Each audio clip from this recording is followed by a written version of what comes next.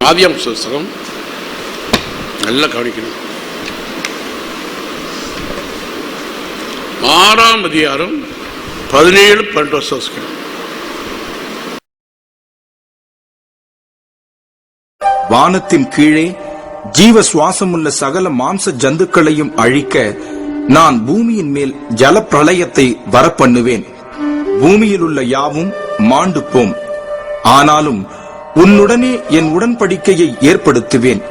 நீயும் உன்னோடே கூட உன் குமாரரும் உன் மனைவியும் உன் குமாரரின் மனைவிகளும் பேழைக்குள் பிரவேசியுங்கள். கர்த்தர் எச்சரிக்கை கொடுக்கிறார். நோவாவோடு சொல்றார். இது சரித்திரமாக்கும். முதல் உலகத்தில் கர்த்தர் நோவோட சம்பந்தம் ஐக்கியப்படுத்தி உடன்படிக்கை பண்றார். தேவன் மனுஷரோடு ஒப்பந்தம் செய்கிறார். உடன்படிக்கை ஜலப்பிரளயத்தை வெள்ளம், உலகத்தை அழிக்கக்கூடிய வெள்ளம் வந்துட்டு வர பண்ணுவேன். ஆனாலும் நீ பேழைக்குள் பிரவேசிக்கணும். உன்னை நீதிமான கண்டேன். அதனால் உனக்கும் உன் மகன்களுக்கும், மகன் வேண்டாம், குமாரர், குடும்பம் முழுவதும் பேழைக்குள் போடும். பேழை என்றால் ஒரு அடைக்கலாம், ஒரு பாதுகாப்பு. நமக்கு பாதுகாப்பு கர்த்தருக்குள்ளதான் போகணும். நம்ம பாதுகாக்கிறது யாரு? கர்த்தர். அவரும் நமக்கு அடைக்கலாம் இருக்கிறார். ஒருவனுக்கு நான் இருக்கிறேன் என்ற வார்த்தைக்குள் வா. இந்த வார்த்தைக்குள்ள அடங்கி இருக்கணும். உலகத்தை முக்கக்கூடிய வெள்ளம் வந்தாலும் நீ படைத்திருப்பாய். உனக்கு எல்லா தேவையிலும் நான் தருவேன். பேழை 6 மாசம் தண்ணியில் மறந்தது. பேழையில எனக்கு 6 மாசம் சாப்பாடு வச்சிருந்தானா? இல்ல. இவ்வளவு இல்லை. இவனுக்கு மாத்திரம் இல்லை, இவன் குடும்பத்தில் மட்டும் 8 பேர் இருக்காங்க. 8 பேர் இருந்தாலும் இவனோடு ஜீவ சந்துக்கள் 5 லட்சம் ஜீவி இருக்கு. பூமியில 5 இருக்க ஜீவிகள் இருக்கு. இந்த ஜீவ சந்துக்கள் எல்லாம் தப்ப வைக்கணும். அப்போ நோவா கிருபை கொடுத்த தேவன் மிருக ஜீவனுக்கு பிழை கொடுக்கிறார். அப்போ நமக்கு தேவையெல்லாம் கத்த அறிஞ்சிருக்காரா இல்லையா? இன்னைக்கு நான் உன்னை மட்டும் காப்பாற்றுமானால் நாளைக்கு நீ பால் கிடைக்காம கஷ்டப்படுவான். அது நம்ம தேவையெல்லாம் கேளாமலே கத்த ஆயத்தப்படுக்கிறோம். அதுக்கு வேண்டிய எல்லாத்தையும் ஆகாரத்தையும் கத்த நம்ம கையில் தருகிறோம். எல்லா ஆகாரத்தையும் கத்த நம்ம கையில் தர்றோம். நான் இன்னைக்கு போகணும். சென்னை போனால் எத்தனை பேருக்கு ஆகாரம் சாப்பாடு? 8 பேர், 5 பேர் போகிறோம். 4 பேர் போனால் எத்தனை பேர் ஆகாரம் சாப்பாடு பண்ணணும்? 3 பேர் போகிறோம். எத்தனை பேர் ஆகாரம் சாப்பாடு பண்ணணும்? 3 பேர் தான் ஏற்படணும். நோவா எத்தனை பேர் தயார் பண்ணிச்சான்?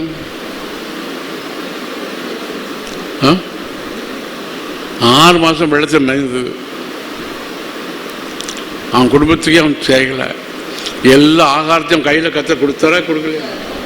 அவன் கத்திர வார்த்தையை கீழ்பட்டு, ஐயா நீ உண்டாங்க பேழைக்குள்ள வருகிறேன் இந்த தலை கீழே போட்டு கத்திர வார்த்தை பிரான் கீழ்ப்படும். ஆனால் உன்னை கையில் எல்லா வார்த்தையும் தருவா. ஹல்லேலூயா.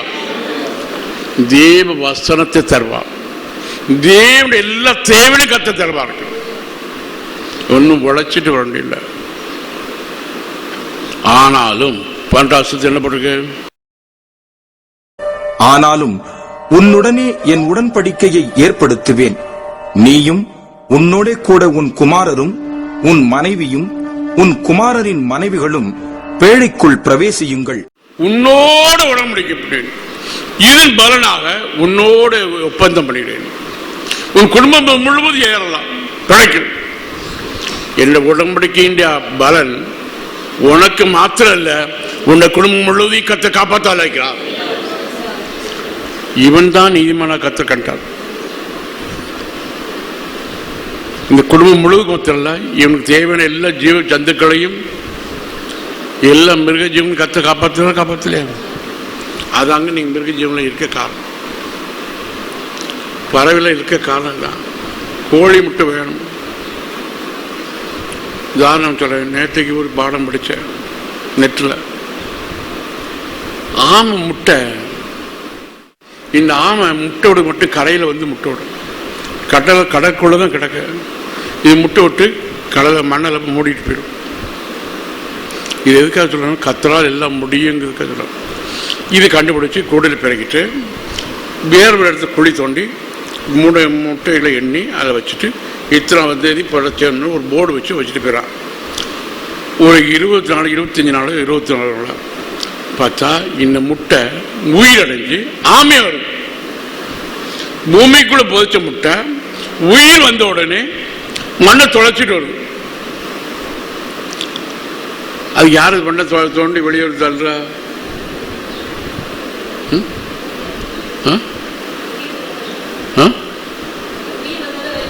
அதுக்கு ஜீவன் வந்த உடனே யார் என்ன மூடினான் சரி நான் வெளியே வந்துட்டேன். இந்த முட்டைக்கு இவ்வளவு பலன் வச்சு நமக்கு பலன் கொடுக்குறார். கதை கேட்கவே இல்லை. இதெல்லாம் நம்ம உள்ளத்துல வரணும். நீ தான் புதைச்ச. வெளியே உன்னது யாரு? கர்த்தருடைய வல்லமை. இதே போல வார்த்தை உள்ள போகும். ஆனாலும் கர்த்தர் நம்ம எழுப்பாத. ஹல்லேலூயா. தேவனுடைய வார்த்தைக்கு எவ்வளவு வல்லமை உண்டு. இது உயிரடைஞ்ச உடனே அங்க கிடக்க முடியும். தண்ணிக்குள்ளதான் போகும். தண்ணிக்குள்ள போகணும். அங்கதான் காலம் கழிக்க முடியும். நீ யாரு சொல்றா? யாரு சொல்லி கொடுத்தா? நீ சொல்லி தரல. நீ சொல்லிச்சா? முட்டையை வச்சேன்னு சொல்லி கொடுத்தானா? அது என் பையன் தண்ணிக்குள்ள போகணும் இல்லை கேட்க? அது யாரு சொல்லி கொடுத்தா? நீ வெளியே வந்து தண்ணிக்குள்ள போகணும் என்ன வந்துட்டா இல்லையா? இதுதான் கர்த்தர் வார்த்தை கிடைச்சால் எல்லாத்தையும் ஆவிப்பரான் செய்ய வல்ல. ஹல்லேலூயா. கர்த்தர் வார்த்தை. நீயோ ஆனாலும் உனக்குள் என் கண்களில் கிருபை கிடைச்சது. நீ உன்னோட ஒப்பந்தத்தை பேழைக்குள்வா. உலகத்தை முக்கக்கூடிய தண்ணீர் வந்தாலும் சரி, வெள்ளம் பெருக்க வந்தாலும் சரி, உனக்கு ஒரு அடைக்கலம் உண்டு, உனக்கு ஒரு பாதுகாப்பு உண்டு. திறந்தபடி நமக்கு கிடைக்கல. யார் யார் கர்த்தர் வார்த்தையை ஏற்றுக்கொண்டாங்களோ அவர் எல்லாம் திறந்த வழியில் அல்ல. நம்முடைய ஜீவன் கர்த்தர் கூட மறந்து இருக்கிறது. ஹல்லேலூயா.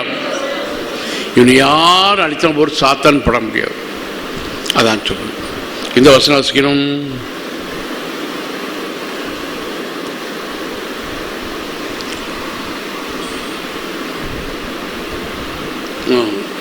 ஏழாம் அதிகாரம் 14. நோவாவுக்கு 600ஆம் வயதாகும் வருஷம் 2ஆம் மாதம் 17ஆம் தேதியாகிய அந்நாளிலே மகா ஆழத்தின் ஊற்றுக்கண்கள் எல்லாம் பிளந்தன. வானத்தின் மதகுகளும் திறவுண்டன. மகா ஆழத்தின் ஊற்றுக்கண்கள் திறந்துட்டு கீழே ஊற்று பொங்குது. வெள்ளம் ஏற்படுது. மேலையும் வானத்து மதம் தண்ணீர் விழுது. மழை பெய்யுது. வெள்ளப்பெருக்கு உண்டாயிட்டு. இப்போ எம்எம்எல்ஏ உருகி காஷ்மீர் எல்லாம் லட்சக்கணக்கான ஆட்கள் வீடு இல்லாமல் இருக்காங்க. இங்கே வெள்ளம் வர முடியுது. இங்கே தண்ணியில், கிணத்து தண்ணியில், போர்லையும் தண்ணியில், அங்கே வெள்ளப்பெருக்கு உண்டாயிட்டு. ஜலப்பெருக்கினால் அழிப்பதற்காக கர்த்தர் ஆழத்தின் மதுகளை கத்த திறக்கிறார். வானத்தின் மதுகளை கத்த திறக்கிறார். எது வந்தாலும் நீ அழியாது, உனக்கு ஒரு பாதுகாப்பு உண்டு, நீ பேழைக்குள் பிரவேசி. ஹல்லேலூயா.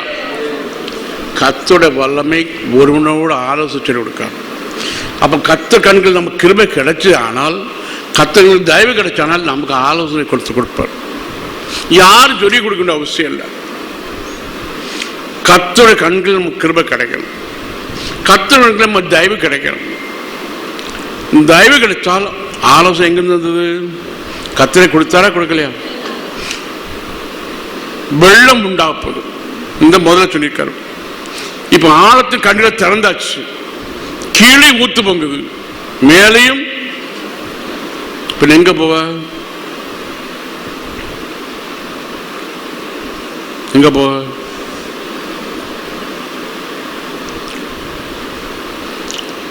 இனி 6ஆம் அதிகாரம் 14ஆம் வசனம் வாசிக்கணும்.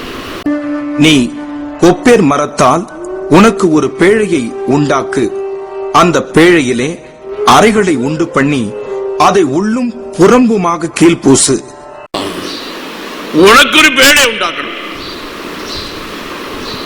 விசுவாசத்தை நாம் கொடுக்கப்பட்ட இரக்கத்தை நம்ம தான் வேலையாக உண்டாக்கணும்.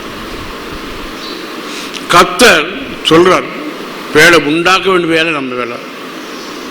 கொப்பேர் மற்ற பேழை உண்டாக்கணும், அப்படியே செய்யணும். என்ன சொன்னாரோ அதன் பிரகாரம் செய்யணும். கர்த்தர் சொன்ன காரியத்தை செயலில் காமிக்கணும்.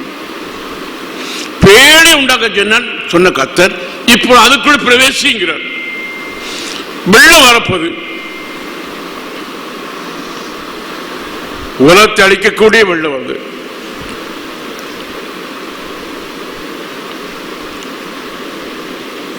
ஆறாதியம் 17 வானத்தின் கீழே ஜீவ சுவாசமுள்ள சகல மாம்ச ஜந்துக்களையும் அழிக்க நான் பூமியின் மேல் ஜல பிரளயத்தை வரப்பண்ணுவேன். பூமியில் உள்ள யாவும் மாண்டு போம். ஜல பிரளயத்தை பூமியில் யாவும் இது அழியும். எல்லாம் மாம்சப்பிரார் எல்லா கிரியையும் கத்தளிப்பார். எல்லா ஆய்ப்பிரார் கிரியை தான் நம்ம செய்யணுமே இல்லாமல் மாம்சப்பிரார் எல்லா கிரியையும் அழிப்பார். இதுக்காக உலகத்தை மிக்கக்கூடிய வெள்ளம் வரும். இதுக்கு ஆழத்தின் மண்ணு கண்களை திறக்கிற, மானத்தின் பதிலை திறக்கிற. நீ உனக்கு கிருபை கிடைச்சானால் பாத்தப்பிரார் போன இந்த பேழையை முக்க முடியாது. இது பேழ உயரம் என்ன? 30 முழம். 30 முழம் உயரம் உள்ள பேழை முங்காது. எவ்வளவு வெள்ளம் பெருகினாலும் அதுக்கு அடியில் தான் வரும். பெரிய பெரிய மலைகள் முங்கி போகும். பெரிய பெரிய 3 மாடி உள்ள 4 மாடி 5 14 மாடி உள்ள கட்டடம் முங்கி போயிட்டு. சுனாமி வந்தது, ஒரு பெந்தோஸ்காரன் அழியல. யார் அழிஞ்சது தெரியுமா? கடற்கரை ஓரத்தில் இருக்கிற பேர் கிறிஸ்தவ கத்தோலிக்காரன் அழிஞ்சாங்க, மற்றவர்கள் அழிஞ்சாங்க. ஒரு பெந்தோஸ்காரன் அழியல. இதே போல சுனாமி வந்தாலும் கத்தர் பிள்ளையை தொட முடியும். உனக்கு ஒரு பேழை உண்டு, நீ கத்தர் இருக்கும். ஆனாலும் அவரை அண்டி எல்லாம் ஒண்ணு வராது. நம்ம பாதுகாக்க வல்லவர் வைக்கிறார் இல்லையா? இந்த ஆவியானருக்குள்ள இருக்கணும், இந்த பேழைக்குள் இருக்கணும், இப்ப கத்தருக்குள் இருக்கணும். எங்க இருக்கணும்? ரட்சிக்கப்பட்டவர்கள் எல்லாம் கத்தருக்குள் இருக்கணும்.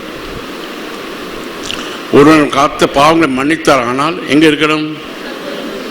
கத்தர். அதை விட்டு வெளியே வரக்கூடாது. கத்தரை விட்டுட்டு வெளியே வரக்கூடாது. கத்த கதவை அடைச்சாச்சு. அப்ப எங்க இருக்கணும்? நம்ம ராத்திரி கதவை அடைக்கும், பகல தந்து வைக்கும். வெளிச்சம் வருதா? மழை மேகம் வந்தாலும் வெளிச்சம் வருதா? ராத்திரி வெளிச்சம் வருதா? இங்க 6 மாசம் வெளிச்சத்துக்கு அல்ல. அப்ப வெளிச்சம் கொடுக்க எத்தனை ஜன்னல் வச்சாரு? 3 மாடி இருக்கிறதுக்கு எத்தனை ஜன்னல் வச்சாரு? ஒரே ஒரு ஜன்னல் தான். அந்த ஜன்னல் எல்லாத்தையும் வெளிச்சம் அடிக்கு. ஒரே ஒரு வாசனை கத்த உண்டாக்கி இருக்கா. கத்து தப்பித்துக் கொள்வதற்கு ஒரே ஒரு வழி, அது நானே வாசல். அந்த வாசல் வழியா போனால் எல்லா இடத்துல வெளிச்சம் அடிக்கும், இருடே இருக்காது. இது தாவீது கர்த்தரை விசுவாசத்தை ஏற்றி உண்டான். நீரின் கோட்டை, நீரின் கோட்டை, நீரின் அடைக்கலம். இந்த அடைக்கலத்தில் தாவீது இருந்தான், இந்த கோட்டைகள் தாவீது தான். சவுல் நீ ஈட்டி எடுத்து எவ்வளவு தூரம் வந்தாலும் தாவீது தொட முடியாது. இப்படிப்பட்ட கோட்டைக்குள்ளாக தாவீது இருந்தான். ஒரே குகையில் எங்கேது என்கிற இடத்தில் குகைக்குள் இருந்தார்கள். மரத்துக்கு அவனுக்கும் சத்துருக்கு அவனுக்கும் ஒரு அடி தான் தூரம் வித்தியாசம். அவன் கண்ணின் மேல படல. அந்த கோட்டைக்குள்ள தான் பார்த்து, கோட்டை தான் பார்த்தான், நூலாம்படை தான் பார்த்தான். நூலாம்படை அவன் கண்ணை மறைச்சிட்ட. அவன் கோட்டை மற்ற பாரு, நம்ம பாரு நூலாம்படை இருக்கும், மற்றும் கிட்ட வர மாட்டான். கத்த கிரி செய்தாரா செய்யலையா? மரணத்துக்கு அவனுக்கு எவ்வளவு தூரம்?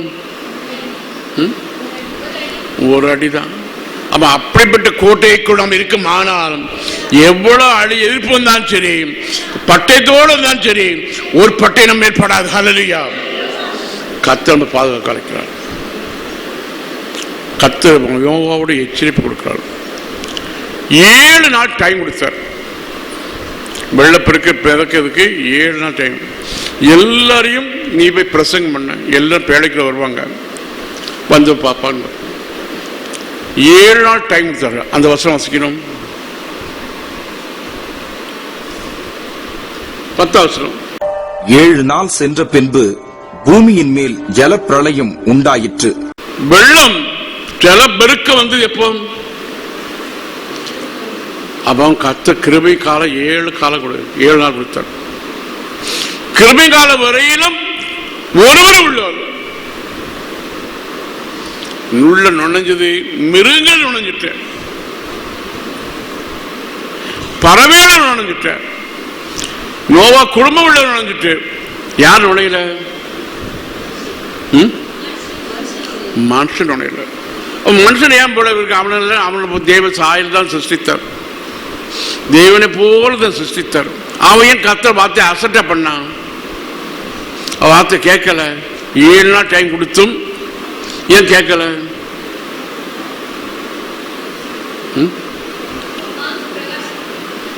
மாம்சப்புறம் எங்க வெள்ளம் இங்க இதுவரையிலும் வரையில, இனிமேல் வெள்ளம் வந்து மூட போதா? நம்ம மூளை அறிவில் இருந்தாங்க, நம்பல. கிருபை கிடைக்கப்பட்டுன்னு சொன்னான், ஒருவரும் கீழ்படல. நோவா கூட மட்டும் கத்தக்கு தப்பினான். 1 பேதுரு 3:20 அந்த ஆவிகள் பூர்வத்திலே நோவா பேழையை ஆயத்தம் பண்ணும் நாட்களிலே தேவன் நீடிய பொறுமையோட காத்திருந்த போது கீழ்ப்படியாமற் போனவைகள். அந்த பேழையிலே சிலராகிய 8 பேர் மாத்திரம் பிரவேசித்து ஜலத்தினாலே காக்கப்பட்டார்கள். எந்த ஜலம் அடிக்கிறதோ அதே ஜலத்தை நம்ம கத்தர் காத்துக்கொள்கிறார். கத்திர வார்த்தை கீழ்பட்டு குடும்பம் முழுவதும் கத்திர இயேசு விசுவாசி. அப்படி நீயும் கத்திர வார்த்தை நிறைவேற்றான். அவன் உண்மையா விசுவாசத்தான் கீழ்பட்டான். குடும்பம் முழுவதும் கத்தை ஏற்றுட்டார். கத்தர் நோவாவோட ஒப்பந்தம் பண்ணார். பண்ணி நீ இந்த பேழைக்குள் பிரவேசித்தர் மட்டும் காக்கப்பட்டான். அந்த குடும்பம் மட்டும் காக்கப்பட்டது, வேற ஒற்றை குடும்பம் காக்கப்படல. நோவாவுக்கு கத்திரகண்களில் அவனோடு உடன்படிக்கை பண்றார். யாருக்கு கத்திரகண்கள் கிருபை கிடைச்சதோ அவனோடு உடன்படிக்கை பண்ணுகிறார். ஹல்லேலூயா. நமக்கு கத்திரகண்கள் கிருபை கிடைச்சது, நம்மோட உடன்படிக்கை ரத்தத்தில் ஆகிய புதிய உடன்படிக்கை. அவர் ரத்தத்தினால் நமக்கு உடன்படிக்கை பண்றார். அவர் ரத்தம் நம்ம சிந்த காரணம் நம்மை பாதுகாக்கிறதுக்காக. இது உங்களுக்காக சிந்தப்பட வேண்டிய ரத்தமா இருக்குது. என் ஜீவனே உங்களுக்கு கொடுக்க கத்த காதுகளை வளர வைக்கிறார். அப்போ இயேசு நமக்காக கத்தர் உடம்படிக்கை பண்ணிட்டார். உடம்படிக்கை பண்ண நோவை கத்த காப்பாற்றினார். அப்போ இயேசு ரத்தத்தை சிந்தி நம்மோடு உடம்படிக்கப்படுறார். நீ பேழைக்குள் இருக்கணும். யார் யார் கத்தருக்குள் இருக்கிறார்களோ அவளுக்கு ஒண்ணு வராது. வசனத்துக்குள் வரணும், தேவனுடைய வார்த்தைக்குள் வரணும். ரட்சிக்கப்பட்டேன்னு சொன்னாலும் மனம் போல் அறையக்கூடாது. கத்தர் வெளியே தான் இருக்க அர்த்தம். ரட்சிக்கப்பட்ட அர்த்தம் இல்லை. வார்த்தைக்குள் வரணும். பலத்த கோட்டைக்குள் வரணும். இந்த ஆளுக்கு அந்த விசுவாசம் நீரின் கோட்டை, நீரின் அரண் தான். அதனாலே அந்த ஆள் அழிக்கப்பட முடியல. இதே போல ஒவ்வொருவரும் எந்த கோட்டைக்குள் வரணும்? தேவனுடைய வார்த்தைக்குள் வரணும். வார்த்தை மீறி ஒன்றும் செய்யக்கூடாது. தேவனுடைய வசதி மீறி செய்யுமானா நம்முடைய மூளை அறிவு. 7 நாள் டைம் கொடுத்தும் ஒருவரும் கீழ்படல. மூளை அறிவினாலும் இருந்தாங்க. மூளை அறிவினால் எத்தனை பேர் தப்புனாங்க? ஒருவரும். மூளை அறிவு கொடுக்க காரணம் அழிவுத்தான். மூளை வேண்டாம், அறிவு வேண்டாம். கர்த்தர் ஆவியானவர் நடத்தப்படும். ஹல்லேலூயா. கர்த்தரோட ஆவியானவர் நமக்கு தர காரணம் அந்த ஆவியினால் நம்ம நடத்தப்படணும். தேவ வார்த்தை பிரகாரம் நடக்குதான்.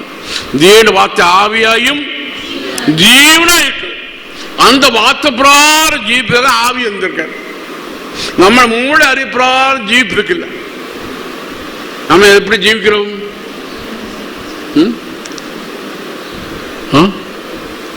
மூளை அறிவு பிரகாரம் ஜீவிக்கிறோம்.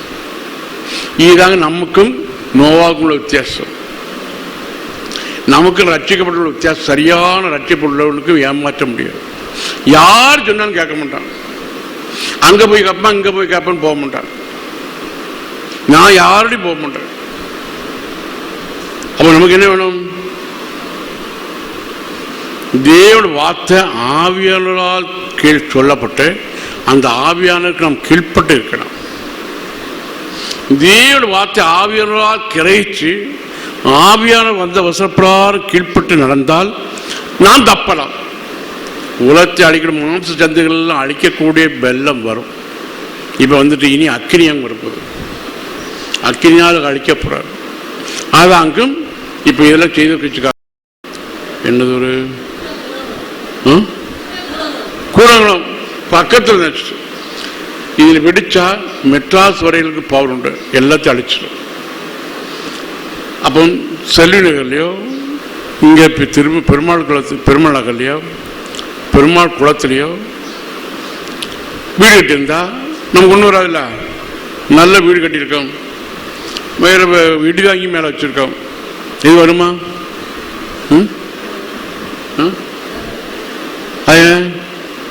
நல்ல வீடு கட்டியிருக்கோம். இந்த அட்டம்பாக்குக்கு ஒன்றும் தப்ப முடியாது. அதாக்கும் வெடிக்கும். இதெல்லாம் கடைசி காலத்துக்கு இங்கே அழிக்கிறதுக்கே உண்டாச்சு. ஒவ்வொரு இடத்துல ஒவ்வொரு விதத்தில் வச்சிருக்காரு. இப்போ கடைசி இருக்க உலகம் அக்கினியால் அழிக்கப்படுது. இந்த பூமி மண்ணு கந்தகம் மாறும். அதான் வெயில் அடிக்க காரணம். சரி, அதனால் நாம் எப்படி இருக்கணும்? நோவாவின் கீழ்ப்படுதல் மிருக ஜீவன உள்ளத்திலும் யானை உள்ளத்தில் கீழ்ப்படுதல் கீழ்ப்படலையா? அதுவும் இந்த வாசலுக்குள்ள ஒரே வாசல் தான். இந்த வாசலுக்குள் 30 மடங்கு உயரம். இது தன்னை தாழ்த்தி உள்ளது. ஆனால் மனுஷன் தன்னை தாழ்த்த மாட்டான். இதெல்லாம் நமக்கு ஆகுமா? அப்போ மூளை அறிவிப்பு உட்பட்டு போறதில்லை. எதுக்கு உட்படுவாங்க? 7வது 11வது பிரகாரம் நோவாவுக்கு 600ஆம் வயதாகும் வருஷம் 2ஆம் மாதம் 17ஆம் தேதியாகிய அந்நாளிலே மகா ஆழத்தின் ஊற்றுக்கண்கள் எல்லாம் பிளந்தன, வானத்தின் மதகுகளும் திறவுண்டன. வானத்தின் மதகுகளும் திறவுண்டது. ஊற்றுக்கண்கள் எல்லாம் மகா ஆழத்தின் ஊற்றுக்கண்கள் எல்லாம் பிளந்தன. எல்லாத்தையும் கத்தை திறந்து வச்சுட்டார். வெள்ளப்பெருக்கு உண்டாயிட்டு. எது சாகுதுக்கு? மனுஷனுக்கு உண்டான மாம்சம் மூளை அறிவில் செய்யக்கூடிய எல்லா அறிவும் சாகணும். இதனால எல்லா ஆட்களும் சாக காரணம் கர்த்தருடைய வார்த்தை பிரகாரம் கீழ்ப்பட்ட நோவாவும் நோவா குடும்பம் தான் கீழ்ப்பட்டது. நோவா கீழ்ப்பட்ட குடும்பம் முழுவதும் கத்தரிச்சுட்டார். இந்த இறக்கம் மிருக ஜீவனும் கிடைச்சிட்டு மனுஷனுக்கு கிடைக்கல. மிருகங்களுக்கு இறங்கி இருக்கிறது, மனுஷனுக்கு இறக்கல. காரணம் கீழ்ப்படையில. மூளை அறிவிப்படாம போறது. 7 நாள் டைம் கொடுத்தும் கீழ்ப்பட்டார்களா? அப்ப இந்த மூளை எப்படி இருக்கு? எல்லாத்தையும் பார்த்தாச்சு. பார்க்கலாம். எது எப்படி பார்க்கலாம்? ஆவியானவரை பார்க்கலாம். நல்லா சிந்திக்கணும். ரோமர் 8ஆம் அதிகாரம் 1ஆம் வசனம். ஆனபடியால் கிறிஸ்து இயேசுவுக்கு உட்பட்டவர்களாயிருந்து மாம்சத்தின்படி நடவாமல் ஆவியின்படியே நடக்கிறவர்களுக்கு ஆக்கின தீர்ப்பில்லை. கிறிஸ்து இயேசுக்கு உட்பட்டவர்களா இருக்கணும். ஒவ்வொருவரும் இந்த அவருக்கு உட்பட்டு இருக்கணும். வித்தின் தி கோஃபோர்ட், அந்த வார்த்தைக்குள்ள இருக்கணும். இந்த வார்த்தையை விட்டு வெளியே போகக்கூடாது. இருந்து ஆயின் பிரகாரம் ஜீவிக்கணும். மூளை அறிவு பிரகாரம் ஜீவிக்க கூடாது. மூளை ரொம்ப வேலை செய்யும். இதே வசதி புறம்பாக வேலை செய்யும். அவன் ஆலோசனைக்கு மிஞ்சின ஆலோசனை கிடையாது. யார் ஆலோசனைக்கு? மூளை அறிவு உள்ளவனுக்கு மிஞ்சின ஆலோசனை கிடையாது. டாக்டர் எல்லாம் சொல்லிருப்பாங்க, மருந்து கொடுப்பாங்க. இப்போ டாக்டர் இருந்தது என் தம்பியும் என் தங்கச்சி மகனும் ஒரு டாக்டர் தான். அவன் எந்த வியாதினாலும் டெஸ்ட் பார்த்து கொடுப்பான். இது எழுதி கொடுத்துட்டு தான் அவன் எழுதிச்சிட்டு பார்த்தா மருந்து கொடுப்பான். இன்ன வியாதிக்கு இன்ன மருந்துன்னு கேட்லாக் இருக்கு. அந்த புக்கை பார்த்தாங்க எழுதி கொடுக்கான். அப்போ தம்பி இது இப்படி எழுதி கொடுக்கல, கை நாடி ஸ்டெடஸ்கோப் வச்சு பார்க்கல, இதெல்லாம் தெரியாதுண்ணா. இதெல்லாம் ஒரு அளவு தான் தெரியலாம், நமக்கு தெரியாது. அதுக்கு தான் புக்கை வச்சு கொடுத்துருக்கு. இதை வச்சு பார்க்க மற்ற பழைய காலத்து ஆட்கள் எதை பார்ப்பாங்க? ஸ்டெடஸ்கோப் இருக்கா? கை நடம் இந்த நாடி வச்சு கண்டுபிடிக்கல. அப்போ நமக்குள்ள பல்ஸு வேலை செய்யுது. இதே இப்போ நம்மளோட இதயத்தின் மூளை வேலை செய்து தெரியுமா தெரியணுமா? மூளை அறிஞர் வருது எல்லாம். அப்போ டாக்டரால் முடியாது, வார்த்தையால் முடிஞ்சிட்டு இயேசுறது போனார்கள். கப்பனோட டாக்டர் இல்லையா? பெரிய பட்டணம், மாணவரிலிருந்து உயர்த்தப்பட்ட கப்பலகம், அவ்வளோ பெரிய சயின்டிஸ்டெல்லாம் அங்கே இருக்காங்க. இப்போ அந்த நாடு இப்போ கடலுக்கு அடியில் ஆயிட்டு. கப்பலகம் வானபுரிந்து உயர்த்தப்பட்டது. அங்குள்ள டாக்டர்ஸ் எல்லாம் பெரிய கெட்டியாக இருந்தான். இவன் ராஜா ஒரு மனுஷனாலே அங்கே இயேசுவரத்தை வந்து ஒரு வார்த்தை கேட்கறான். அப்போ இவனுக்கு மூட அறிவு இருக்கா இல்லையா? அங்கே டாக்டர் இல்லையா? ஆனால் பதில் சொல்லக்கூடாது. சொன்னால் நம்ம மதிப்பு குறைஞ்சி போகும். இவன் கிறுக்குன்னு சொன்னா நம்மளும் பதில் சொல்லுவா. நம்ம மதிப்பு என்ன, நம்ம தோரணம் என்ன, நம்ம ஸ்தானம் என்ன? உன்னுடைய ஸ்தானம் எல்லாம் அழிவுக்கு தான். எதுக்கு? அழிவு தனியோடு தனியாக போட மாட்டோம். நோவா கூட இருந்து எல்லாம் போயிட்டாங்க. நோவாவும் நோவா குடும்பமும் இது கிடைச்சிட்டு. சரி.